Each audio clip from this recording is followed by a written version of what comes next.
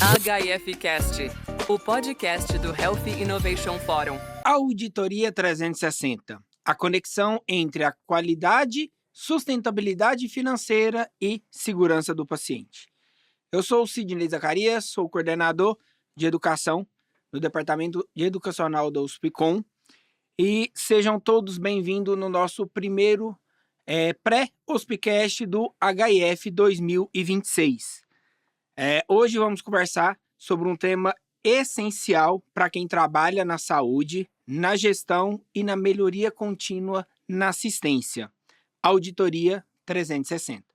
A conexão entre a qualidade, sustentabilidade financeira e segurança do paciente. No nosso episódio de hoje, receberemos com muito prazer a doutora Daniele Perdigão, enfermeira, doutora em Ciência da Saúde pela UFG, mestre em Saúde e Meio Ambiente pela PUC Goiás, especialista em enfermagem do trabalho e em auditoria em sistema de saúde e coordenadora do curso de enfermagem da FAC Unicamps, consultora em saúde e docente de graduação e pós-graduação. Seja muito bem-vinda, doutora. Obrigada, Sidney. É um prazer estar aqui. De antemão, já agradeço o convite da USPCOM. E vamos lá, hoje a gente tem muita coisa boa para falar dessa auditoria de 360 graus. Então, por fim, o que é, uma auditoria 360, Para começar essa nossa conversa, queria que você explicasse para nós, doutora, e para os ouvintes, o conceito dessa auditoria 360. Bom, primeiro a gente utiliza esse termo para fazer uma alusão a uma coisa que é cíclica, Então, ela nunca pode parar. A gente nunca pode dizer que agora a gente parou a auditoria porque nós já chegamos ao fim. Então, ela é cíclica, ela obedece ali o ciclo PDCA, que é de melhoria contínua.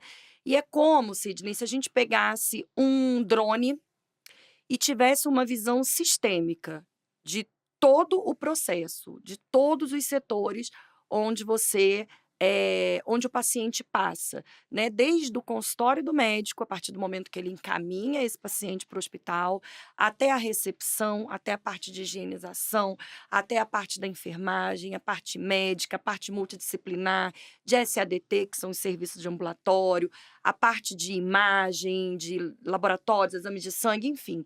Tudo. Então, essa é a auditoria 360 graus. Você não enxerga só os setores, você enxerga todos os... É como se todos os setores fizessem parte de um mesmo sistema, porque faz. E ali dentro você aguça sua lente para pessoas, processo de comunicação, desfechos clínicos. E aí você vai fazendo a parte cíclica ali para poder fechar esse círculo de 360. E o porquê que essa abordagem mais ampla, é tão necessária no sistema de saúde atual hoje? Sidney, hoje o cenário da saúde no Brasil não está fácil, A gente tem muitas coisas assim preocupantes. Primeiro lugar, a segurança do paciente.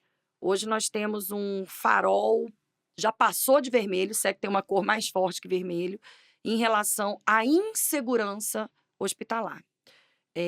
Nós temos muitos eventos adversos relacionados à assistência à saúde, nós temos, infelizmente, muitas iatrogenias, enfim. Então, a primeira coisa é a gente ter mais segurança com a segurança do paciente.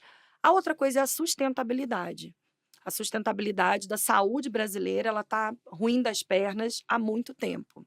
Mas nesses últimos 10 anos, não digo nem a Covid, tá? Antes da Covid, a gente já estava aí com essa sustentabilidade comprometida. Quando a gente fala de saúde suplementar, a gente tem prestadores de serviços que muitas vezes têm uma remuneração precária, tanto o prestador quanto o próprio médico. Tem remunerações que são bem abaixo do que se precisa para fazer uma saúde de qualidade, e aí ele ganha por quantidade. Você esquece a qualidade e ganha-se por quantidade. Então, se eu ganho X reais numa consulta, eu preciso fazer 20 consultas ali no período de 8 da manhã ao meio-dia para que eu possa sobreviver.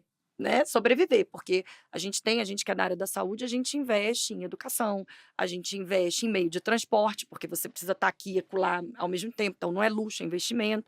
Enfim, então ela não é, né, a educação ela não se tem por osmose, né, você investe muito nisso. E por outro lado tem os hospitais que também precisam investir em novas tecnologias, as tecnologias elas aparecem diariamente, né, vários tipos de tecnologia, assim, você precisa avaliar, obviamente, aquilo que é pertinente ao meu cenário, ao meu público, porque nem tudo que reluz é ouro, né. Às vezes a tecnologia é excelente para o hospital X, mas para o hospital Y ela já não serve, porque o público é diferente, né, os funcionários, os colaboradores, enfim. Então essa auditoria ela é extremamente importante para 2 pontos em especial que eu percebo: segurança do paciente e sustentabilidade, dos serviços de saúde aqui no Brasil. E já puxando dentro desse gancho, na sua experiência, quais mudanças culturais e profissionais são necessárias para implementar uma visão 360 na auditoria? Ó, Sidney, eu vou te falar um pouco da minha experiência, né, como consultora. Então eu viajo aí o Brasil inteiro mesmo, tanto na casa do prestador, que é quem presta os serviços, como na casa da fonte pagadora também, que são geralmente os planos de saúde e cooperativas médicas, né. Então o que eu percebo é que, primeira coisa, a governança clínica, ela vem de cima para baixo. Então ela é uma pirâmide onde eu tenho o topo, ela desce. E isso aí sim vira uma cultura. Só é cultura quando realmente eu tenho no topo a alta direção comprando, né, a ideia, fazendo da forma que é para ser feita, preenchimento de protocolos, verificação dos certos, dupla checagem, enfim, porque às vezes você tem uma gestão te falando uma coisa, mas fazendo outra. Investimentos, né, a gente não tem como deixar de falar que os investimentos eles são inevitáveis em algumas áreas, principalmente investimento em tecnologia da informação, porque hoje você controlar, informações em saúde em planilha de Excel, você vai dizer para mim assim: "Não existe", mas eu vou dizer para você: "Não deveria, mas existe". Ainda existe. Ainda existe operadora de saúde fazendo dessa forma, A dura realidade. né, infelizmente. Então você precisa ter um investimento. Às vezes você tem um investimento enorme em pessoas, né, você tem uma folha enorme, que é o que todo mundo vem reclamando, de folhas lotadas, de folhas, assim, extremamente cheias, né, maior gasto com folhas, mas você não tem a mudança de cultura que só vem por meio da educação permanente mesmo e de todo um contexto. Não é uma educação permanente, não é um curso, não, é uma coisa que é contínua, né, voltando lá no início, é a melhoria contínua, é o ciclo PDCA. Então essa mudança de cultura, ela vem por meio da educação permanente. Eu, como educadora, não poderia estar falando diferente, e também porque implanto isso nos locais. Então eu vejo que quando você faz a educação permanente de forma que faça sentido para quem está lá, é outra coisa, tem um engajamento muito maior. Porque a gente precisa compreender o seguinte: uma coisa é um processo de aprendizado da pedagogia, que é a criança. A criança, o que você ensina para ela, ela aceita. Ela não sabe exatamente o que ela vai fazer com aquela fórmula, com aquela equação, com as normas da língua portuguesa, ela não sabe exatamente o que ela vai fazer, mas ela só aprende, para na hora certa ela colocar em prática. O adulto não é assim. A educação do adulto, que a gente chama de andragogia, ele só aprende se fizer sentido para ele. É dessa forma. Então, se não, você não botar o colaborador participando desse processo, não como coadjuvante, mas como ator principal, mostrar números, mostrar indicadores, explicar, né, de forma analítica esses números, esses indicadores, não vai, Sidney, por experiência própria, não vai. Então você precisa engajar esses colaboradores de forma que eles sintam pertencimento dentro do processo. Onde eu estou, porque muito colaborador não sabe nem onde ele está. Não sabe nem por que ele está lá e nem o que ele está fazendo lá. Qual que é o meu papel no sistêmico? Então, eu não sei. Eu sei que o meu setor aqui no quadradinho eu faço isso. Mas o que você faz aqui correto, que impacta positivamente nos outros lugares, e o que você faz de errado, que impacta negativamente, né, nos outros locais. Então, é isso que a gente vem trabalhando. Eu venho trabalhando com os meus clientes, essa forma de pertencimento, eles entenderem que eles são importantes no processo e não só na casinha deles, mas no processo como um todo. É porque o pertencimento, ele não abrange só o seu posto de trabalho, né? Ele abrange Exatamente. todo o ecossistema de trabalho Exatamente. global do hospital, da clínica, enfim, do ambiente de É saúde, ele isso. é abrangente. Ótimo. E quando falamos na auditoria 360, falamos também em tomada de decisão qualificada, né, com prevenção de risco e qualidade assistencial. E a auditoria e a segurança do paciente caminham juntas nesse sentido. Como que a auditoria contribui para fortalecer a segurança do paciente dentro da instituição? Olha, primeiro a auditoria, 360, ela vai te trazer um panorama, real de todos os setores por onde esse paciente passa. Então ali a gente já consegue identificar pontos de fragilidade para focados na segurança do paciente, onde a gente precisa de ajuste. E você ajusta com protocolo, Sidney, entende? Não tem outra forma. E às vezes a gente, em alguns hospitais, esse protocolo é tão batido, porque muitas vezes ele é para proforme, sabe. "Ah, eu vou passar pela acreditação ONA", aí faz aqueles protocolo, faz correndo, porque na hora que o avaliador chegar tem que ter, e isso traumatiza o funcionário, ninguém cumpre aquilo lá, né, e isso fica bem claro para o avaliador quando a gente tem uma, né, não estou dizendo que são em todos os locais, mas alguns locais onde eu passei foi dessa forma. Então a primeira coisa que a auditoria ela ajuda, ela te traz uma realidade, bem próxima do que realmente, né, de fato é. Então quando a gente fala dessa segurança do paciente, eu vou dar um exemplo, por exemplo, vamos pensar numa maternidade, né, então a mulher, ela entra na recepção, ali já é foco de auditoria. Quanto tempo essa mulher demorou para ser encaminhada para classificação de risco? Como é que foi, o o o o recebimento, né, a recepção dessa mãezinha. Então, onde ela sentou, quem estava junto com ela, quem estava acompanhando, ali foram dadas as informações corretas, as perguntas foram feitas de forma correta. Ok, então a gente já consegue avaliar ali. Depois a gente vai para a parte da classificação de risco. Então, ela foi classificada de forma correta. Ali na classificação de risco, ele realmente adiantou o meio de campo para quando ela foi encaminhada para a sala de pré-parto. Aqueles papéis que são preenchidos, os sinais vitais que são realizados, aquilo ali é o suficiente para fazer uma sala de parto mais segura? Beleza, aí a gente vai para a sala de parto. Chega lá na sala de parto, quais são os profissionais que estão envolvidos lá? É o médico, é o enfermeiro? E qual que é o papel de cada um? Cada um está executando o seu papel de forma correta, de maneira que aumente a segurança daquela paciente, e assim sucessivamente, até a alta da paciente. Então, a auditoria, quando a gente fala na auditoria de 360, ela avalia tudo e não só os processos, avaliam as pessoas. Por exemplo, dimensionamento, estava correto? Aquele dimensionamento na sala de parto. Ah, ela demorou para ser chamada na classificação de risco. E o dimensionamento da classificação de risco está correto? Tem um quantitativo de profissionais ali, que geralmente é enfermeiro, suficiente para aquele público? Então vamos repensar nesse dimensionamento. E os formulários, os instrumentos que eles utilizaram, são instrumentos de papel ainda, que leva, né, tempo para preencher, ou já é um formulário que está informatizado, que é mais fácil de você levantar indicadores? Então, tudo isso conta. Não é só o foco em uma única pessoa quando a gente fala de segurança do paciente. É todo um processo envolvido, desde pessoas, desde comunicação, desde ferramentas de tecnologia, até a alta gestão, para liberar o quantitativo certo de funcionários.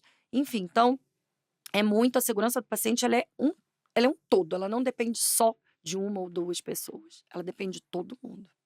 E quando a gente fala nesse processo todo, né, da instituição angariar um registro, uma certificação do ONA, do RIMS, a gente vê muito isso, né, que no papel acontece de uma forma, só que como foi feito, igual você mesmo relatou em algumas experiências suas, que você vai e no papel tá bonito, mas na prática o pessoal não adquiriu a cultura do papel, é aonde se tem a falha, né, da certificação, e a auditoria consegue detectar isso muito bem, porque não é só ter um papel muito bonito, você tem que ter a cultura implementada dentro da estrutura para que funcione o que está no papel, né. Sim, você E foi até assertivo nisso que você falou, da questão da auditoria preparar os pontos de fragilidade, né? A gente faz por meio de matriz SWOT, às vezes faz até um Ishikawa para ver causa e efeito, daquilo que precisa ser melhorado para pleitear um processo de acreditação e aquilo que tem de positivo, de forte, que a gente precisa manter, né? E nada é tão bom que não possa melhorar, que seja, mas aí a gente faz um foco ali mais específico naquilo que tem mais gap, que tem mais falha. Então, o processo de auditoria pré eh eh pleiteado, o processo de acreditação, ele é muito válido, porque ele deixa o processo mais seguro e mais maduro, porque eu já venho sabendo ali quais são os pontos que eu preciso melhorar. Sim. E quais os indicadores, né, você considera essenciais para acompanhar quando falamos em risco assistencial? Então, hoje nós temos aí alguns focos que são importantes, que a gente chama de desperdício. Uma coisa que envolve segurança do paciente e que envolve a questão da sustentabilidade são os desperdícios na saúde.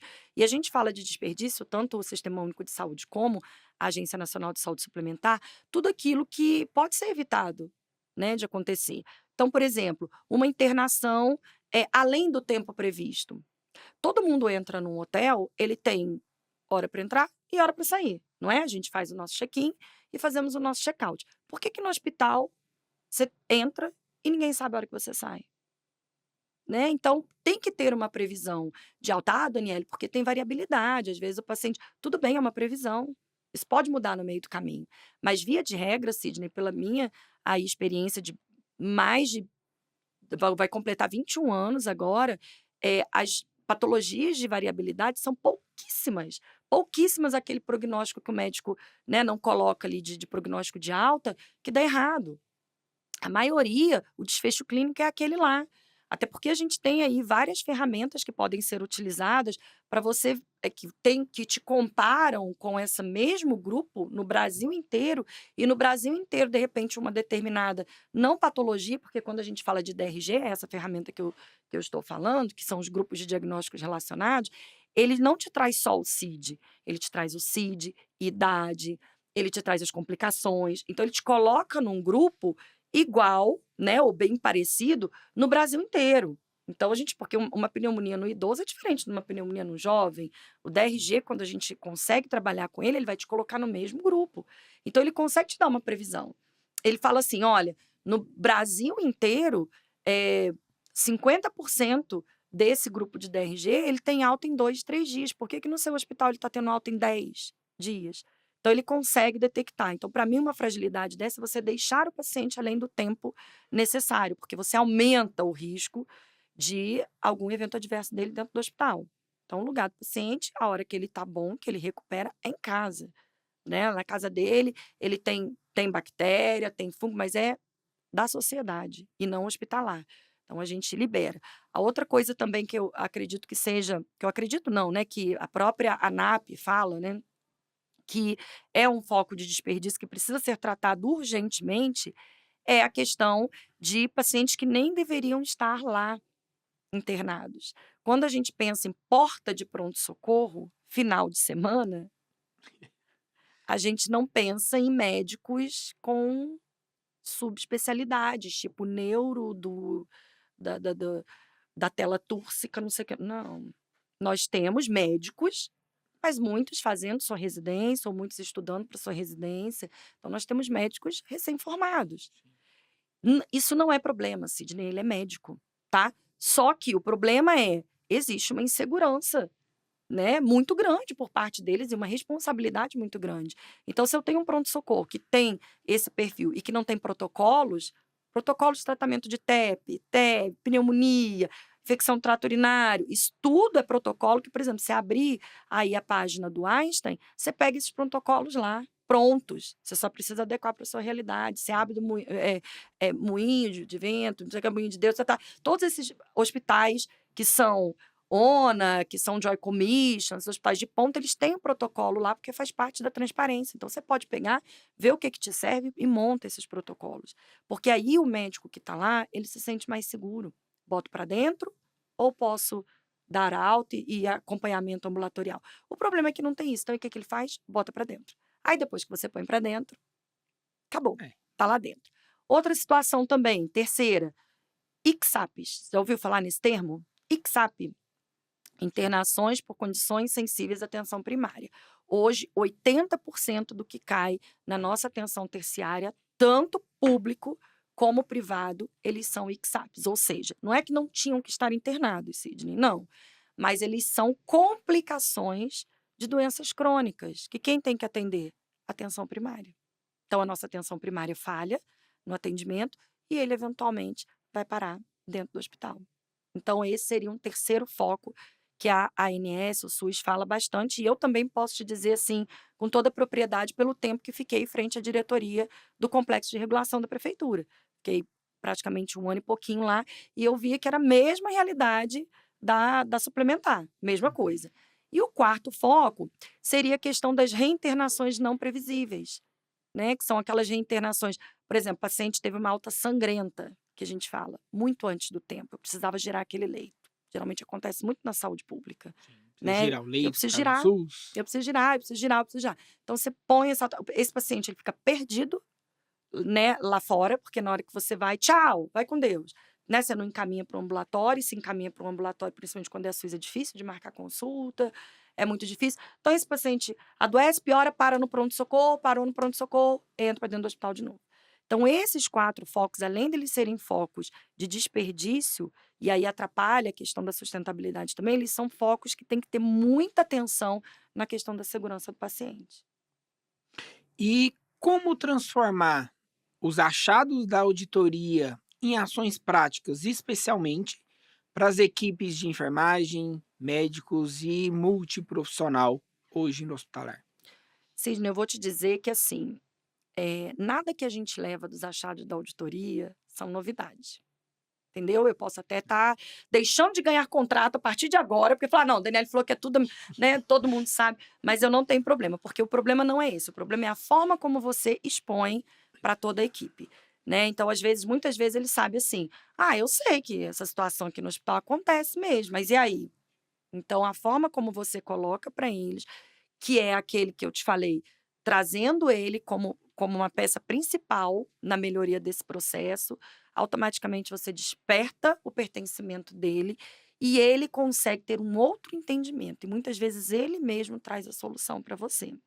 Então, a visão dessa parte da auditoria é como a gente leva. É mais como a gente leva e trata a situação do que propriamente os achados. Porque são coisas que muitas vezes eles já sabem, talvez eles não consigam aí esquematizar e fazer ali um plano de ação para que, né, factível, e isso é importante, porque não adianta eu chegar lá com um elefante branco, né? Não é receita de bolo, essa é a diferença do consultor. A gente observa o diagnóstico daqui, às vezes o problema é o mesmo, mas o tratamento tem que ser diferente, porque eu tenho Personalizado. outras pessoas, eu tenho outra visão, eu tenho outra diretoria, eu tenho outra cultura, eu tenho outra região, né? Muito diferente. Eu digo que aqui o estado de Goiás, ela tem uma particularidade que você não tem no resto do Brasil inteiro, que é a quantidade de hospitais. Na época que eu trabalhava na Unimed, eu viajei praticamente o Brasil inteiro para levar um programa de alta segura que a gente fez, que foi um case de super sucesso, e todo mundo fazia a mesma pergunta: como vocês conseguem sobreviver com esse tanto de hospital? Né? Mas assim, então cada região tem uma particularidade. Essa é a diferença, né, do consultor, da auditoria, a gente levar conforme a realidade customizada. E agora entrando em um dos pontos mais delicados e importantes, né, da auditoria, a sustentabilidade financeira. Muitas vezes as pessoas associam a auditoria apenas à glosa ou algum corte de custo, né, hospitalar, mas sabemos que isso vai muito além disso. Como que você explica a relação direta entre a qualidade assistencial e a sustentabilidade financeira? Então, a gente tem vários tipos de auditoria, né. Uma das auditorias, e que foi assim, uma das primeiras auditorias que que incorporou aqui no Brasil desde a década de 60 e por aí foi a auditoria de contas, né. Então, quando a gente fala da auditoria de contas, a gente tem os modelos de remuneração. Então, quando eu vou para o SUS, por exemplo, que eles têm uma tabela, que é a tabela SIGTAP, ela é uma tabela por bundle, ou seja, eu tenho lá um procedimento, uma sei lá, uma retirada de duplo lúmen, por exemplo, ela vai te pagar um bundle, ela vai pagar um valor para o hospital, né, se for procedimento hospitalar ou ambulatorial, e um valor para o médico, para a equipe médica, não importa quantos médicos tinham ali dentro. Daniele, mas e a bolinha de algodão? E a agulha? E a seringa? Tudo no pacote. É bundle, tá ali dentro, tá? Então você tem que gerir com aquilo ali. Quando você vai para a operadora de saúde, o modelo de remuneração, majoritariamente, né, não de todos, mas majoritário, é um modelo conhecido como fee for service, que é o item a item. Aí sim, tem a bolinha de algodão, tem o dispositivo venoso periférico, tem o álcool, tem o equipe, parará, tem tudo. Então, quando você faz uma auditoria de contas, automaticamente, se você está no SUS, você verifica a questão do procedimento, se foi feito, se não foi feito, anatomopatológico, esquece material e medicamento, que aquilo está incluso, OPM, né? Então, você tem os OPMs vão fora, os materiais especiais, medicamentos de alto custo, honorário médico e ponto. Esse é o, né, se resume, autorização, a IH ou BPA, dependendo do instrumento. Agora, quando você vai para a saúde suplementar, aí você tem uma preocupação muito grande, você precisa contar ali, né, ficar ali em cima dessa conta. Qual que é o problema, assim, dos dois, né, na minha visão? Se você me perguntar qual que você acha que seria melhor, o modelo de remuneração por desfecho clínico. Hoje a gente tem vários modelos de remuneração, tá? Payment, diária global, semi-global, bundle, enfim, tem vários. Por performance. Mas, assim, o que você me perguntar, qual seria o melhor modelo, Daniele? O melhor modelo, para mim, seria por desfecho clínico, né? Aquele hospital que tem o melhor desfecho clínico, que tem menos eventos adversos no paciente, né? Que tipo, causa menos problemas para o paciente, está focado mais na resolução, que gira leito, que trabalha, né, com tudo aquilo ali. E o médico que me traz resultado, esse, para mim, teria que ser o melhor remunerado, né? Hoje, no modelo da saúde suplementar, a gente, infelizmente, remunera mais quem tem pior performance. Por quê? Porque é aquele paciente que tem eventos adversos, que precisa agarrar no leito, querendo ou não, dependendo do plano de saúde, você está pagando aí 500, 600 reais, uma diária só para deitar no leito, fora as enxertia de conta, material, medicamento, diária, taxa, gás, e etc, etc. Então, quanto mais tempo o paciente ficar ali, mais coisa eu enxerto dentro dessa conta, mais esse hospital vai receber. E não necessariamente aquele paciente precisaria estar lá. E aquele que tem desfecho clínico positivo, entrega de valor, que tem resultado, o paciente fica exatamente o tempo que tem que ficar, é menos. Então, hoje, a gente precisa olhar para esses modelos. Não estou dizendo que é uma coisa fácil de fazer, tá, Sidney? Sim.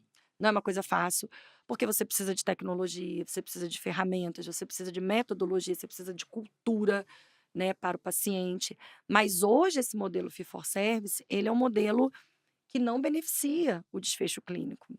Muitas vezes eu estava lá na operadora onde eu coordenava a auditoria e eu perguntava, as meninas falavam assim, os auditores, né? Falava, quantas bolinhas de algodão usou? Ih, usou tantas bolinhas de algodão. Ih, gastou pra caramba, bocatinho, não sei. Aí eu perguntava, o paciente morreu? Peraí, deixa eu procurar a ficha rosa aqui. Entendeu? Então, não tem foco no desfecho clínico. Não tem.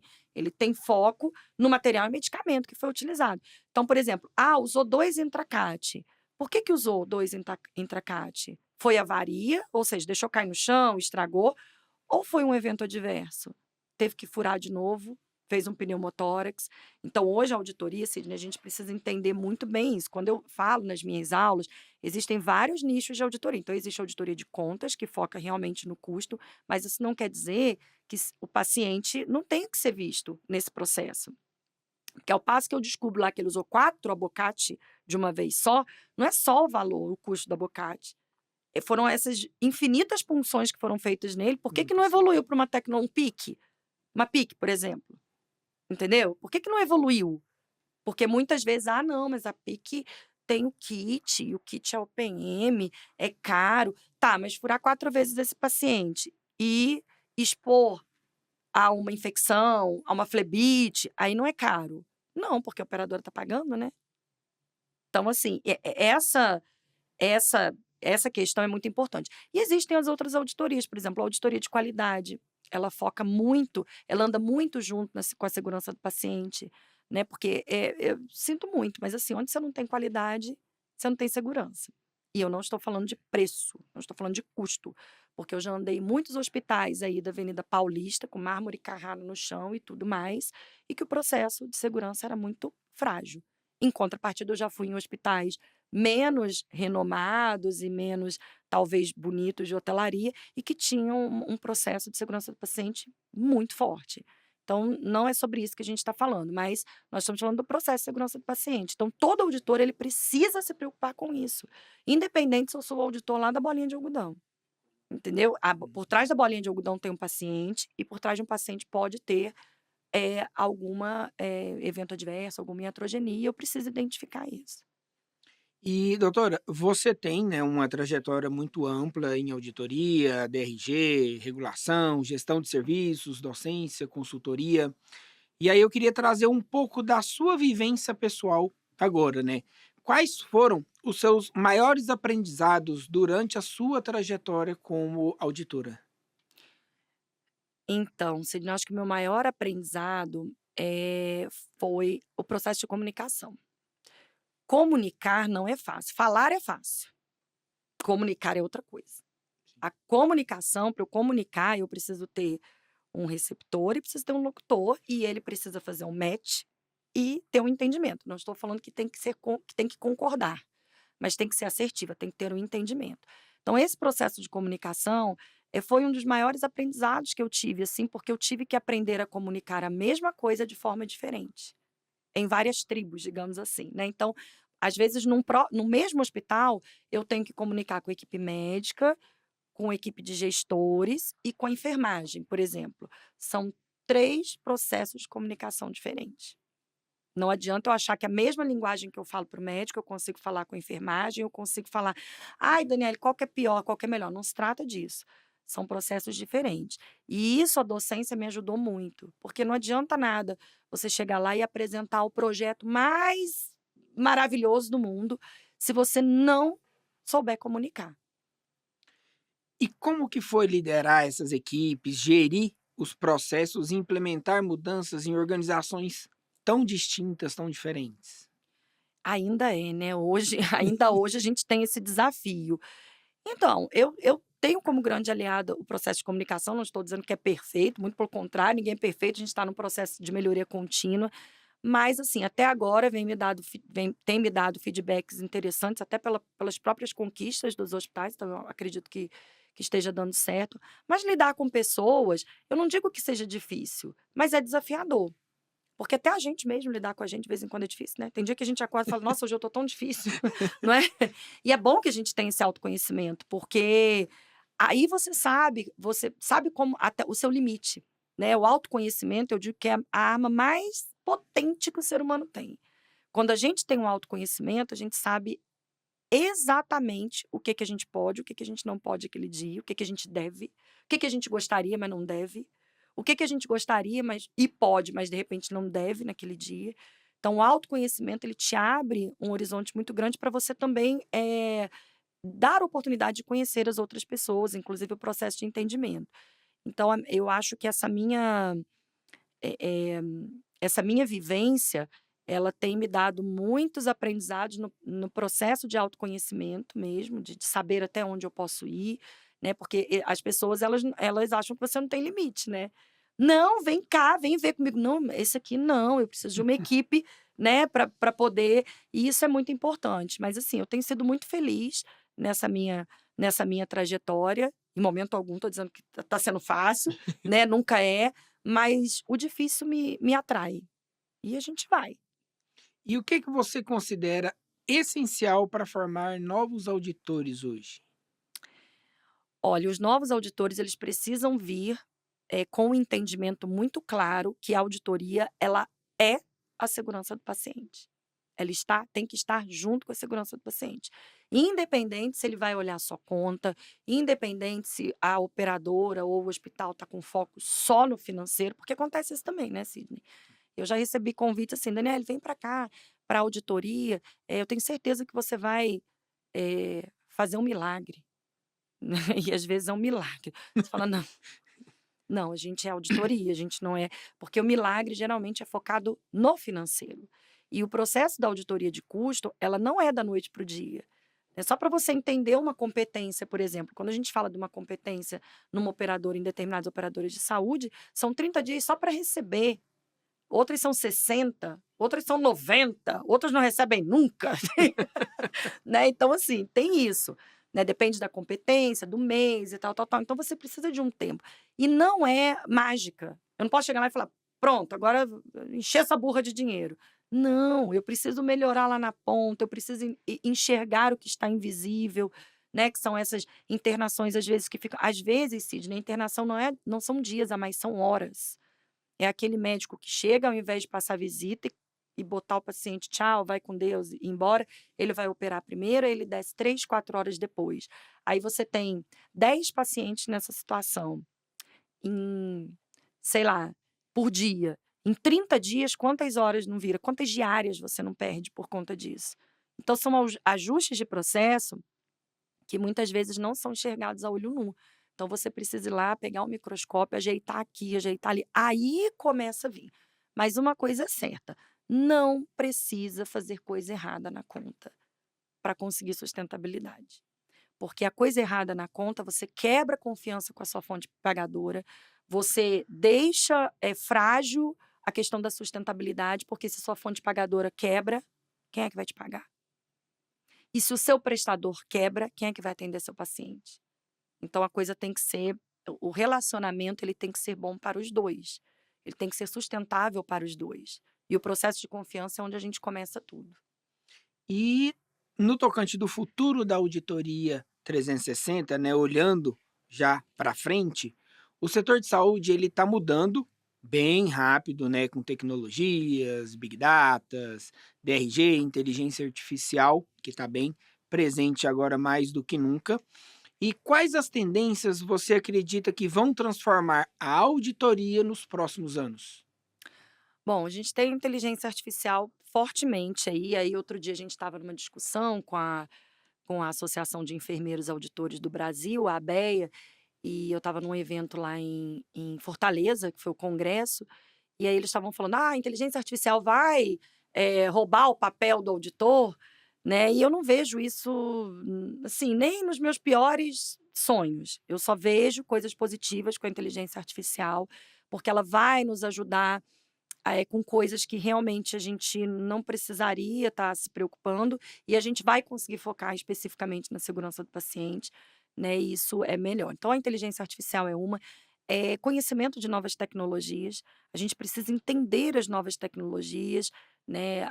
Hoje a gente tem aí tecnologias novas, várias surgindo por dia, e o auditor ele precisa se movimentar para conhecer essas tecnologias, seja ele da fonte pagadora, seja ele da executante, porque seja ele do fornecedor, né? A gente precisa entender que a tecnologia ela é sempre positiva. Às vezes ela não cabe ali para aquele nicho, né? De negócio ou de população, mas ela às vezes cabe em outra situação. Eu vejo muita resistência, né, dos auditores em relação, principalmente da fonte pagadora, em relação a novas tecnologias. Eu estava num evento agora recentemente, da Unidas, agora semana passada, e houve lá uma apresentação de um antifúngico, que não está no rol, né, não foi incorporado, e esse antifúngico ele é semanal, ele não é diário, igual os outros. E ele é mais específico para pacientes de desospe, né, porque você às vezes segura um paciente hospitalizado, porque você fazer um antifúngico 2 vezes por dia, você fazer isso em casa não é impossível, mas fica mais difícil, então você acaba segurando ali. E esse ele te dá a oportunidade de ser uma vez na semana. Só que se você me perguntar: "Daniele, o custo?", foi o último que eu fiz questão de saber. Eu quis entender o nicho, eu quis entender coisa, eu fiz os cálculos de diária, quanto que economizaria, mas é tudo, Sidney, no paciente certo. Não é dizer que a gente vai incorporar e vai pagar de mamanda caducando. Vou Uhum. pagar para aquele idoso que é frágil, que tem N outros problemas e que eu não vou conseguir deshospitalizar. Não, esse não. Esse não tem indicação. Eu vou investir naquele que tem uma previsão de desospe, né, que tem uma condição de ter atendimentos pontuais, atendimento domiciliar. Então é isso que o auditor ele precisa abrir a mente. Eu fiz um cálculo lá de padaria, na hora que eu estava com 4 auditores, e Pasgo, tinham os outros auditores lá da Vivacom, né, que era o antigo, esqueci, da Celg, né, não sei, acho que era um outro Vivacom, auditores super gente boa e tal.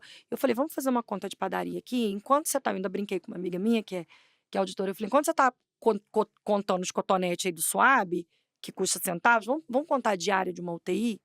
Vamos ver como que seria essa questão de economicidade?" E ali a gente começou a abrir os horizontes. Então é isso que a gente precisa entender. Novas tecnologias, elas não vêm para tirar nosso sono, elas vêm para agregar. Agora, cabe ao auditor, juntamente com o fornecedor, com o fabricante, com o médico assistente, com o enfermeiro, enfim, com a equipe, de entender aquilo ali. Falar: "Vamos ver, vamos fazer um protocolo de elegibilidade, então? Porque depois que incorpora é difícil, vocês querem passar de mamanda caducando?" E aí fica difícil realmente para o auditor, por isso que a gente tem pânico de incorporação, né? Mas em contrapartida, a gente também não responde consulta pública.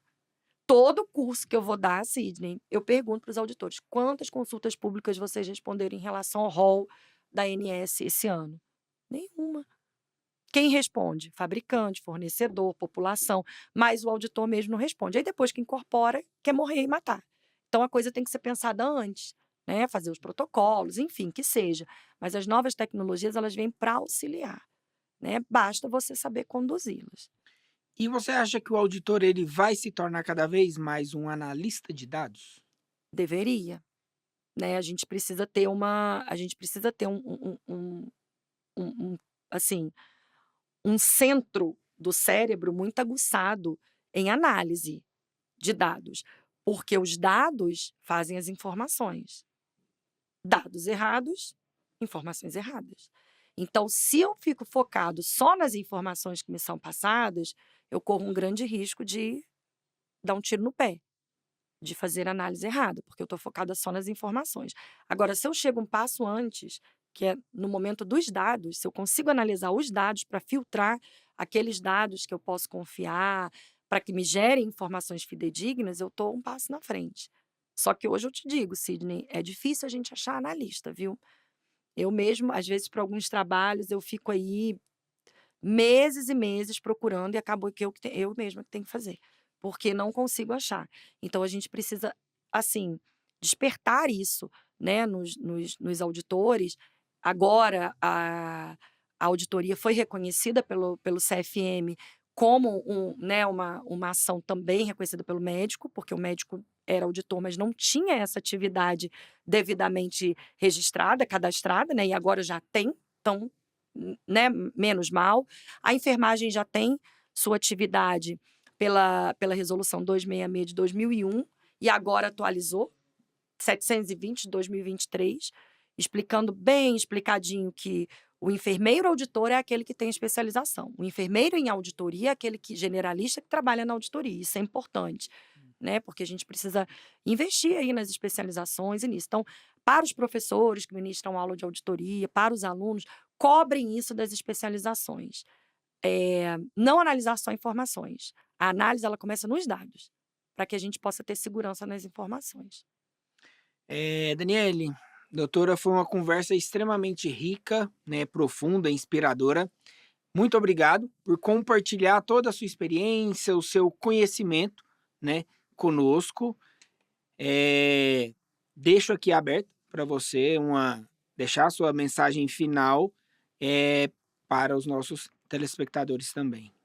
Eu que agradeço o convite, a confiança de estar aqui, Sidney, com, né, uma empresa tão reconhecida e tão importante, né, no que tange a novas tecnologias, inclusive, e a gente precisa compreender, como eu disse anteriormente, que elas vêm para agregar e basta a gente ter um trabalho conjunto e quem vai sair ganhando é o paciente. E é nele que a gente precisa pensar, né? A governança clínica, ela fala, é o paciente no centro do cuidado. Então, lógico que a sustentabilidade é importante, mas eu acredito que isso é negociável, né? Inclusive com compartilhamento de riscos. A gente tem aí empresas que trabalham com isso, então eu acho que a gente tem que seguir essa linha. Eu agradeço mais uma vez, deixo disponível aí, posso passar meu Instagram? Pode. É Daniele, com 2 L's, ponto Perdigão. Acho que só tem eu, viu? Porque Perdigão, né? Ou isso ou lá a Marcona lá. Mas é esse, então sejam bem-vindos. Viu? Lá eu converso muito sobre auditoria, converso muito sobre sustentabilidade, governança clínica, enfim. né? Sou professora também, converso muito sobre a questão do processo educacional e vocês são todos bem-vindos. Mais uma vez, obrigada e eu estou à disposição. E a você que nos acompanhou até aqui, muito obrigado. Né? Esse foi o nosso podcast da Auditoria 360 e nos vemos no próximo episódio do nosso Hospicast. HIFcast, o podcast do Health Innovation Forum.